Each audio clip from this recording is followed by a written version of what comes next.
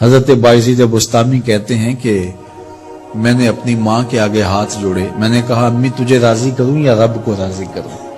تو اپنے حق مجھے معاف کر دے، اللہ کو میں راضی کر لیتا ہوں۔ ماں نے کہا جاؤ پتر میں اجازت دیتی ہوں۔ گئے جنگلوں میں ذکر و فکر میں لگے رہے، تنہائی میں اس کو یاد کرتے رہے، دن رات ذکر کے چراغ روشن رکھے۔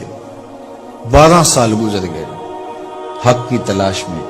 ایک دن واپس بستام کے قریب سے گزر رہے تھے، خیال آیا چلتے چلتے ماں کو سلام کر جاؤں۔ دروازے کو دستک دینے لگے تو اس خیال نے ہاتھ روک لیا کہ ساری زندگی ماں کو سکھ تو دیا کوئی نہیں، اب دکھ بھی کیوں دینے لگے ہو؟ رات کا ایک پہر بیت گیا ہے، سردیوں کی لمبی رات ہے، ماں بستر میں لیٹی ہوگی، تیرے لیے اٹھے گی، دروازہ کھولے گی۔ دروازے کے ساتھ ہی لگ کے بیٹھ گئے اور ساری رات کاٹ دی، اس خیال سے کہ ماں کو تکلیف نہ ہو۔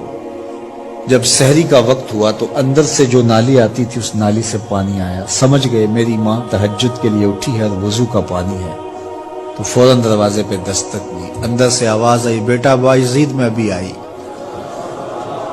مائیں بیٹوں کے دستک کے انداز سے جان لیتی ہیں یہ کس بیٹے کے ہاتھوں کا لمس ہے۔ 12 سال کے بعد آئے، دستک دی، کہا بیٹا باعزید میں ابھی آئی۔ ماں کی تو نگاہیں ہی دروازے پہ رہتی ہیں۔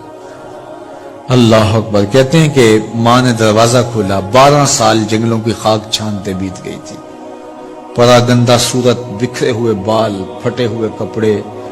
میری ماں کی جب نگاہ میرے پہ پڑی تو اس کی چشمان سے موٹے موٹے آنسو ٹپکنے لگے اور اس نے ایسے ہاتھ پھیلا کے کہا مالک میرا بیٹا باعزید تیری طلب میں نکلا تھا، تو نے ابھی تک اسے اپنا قرب نہیں دیا؟ حضرت باعزید بستامی کہتے ہیں 12 سال کی ریاستوں سے جو کچھ نہیں ملا تھا ماں کے اٹھے ہوئے ہاتھوں سے مل گیا۔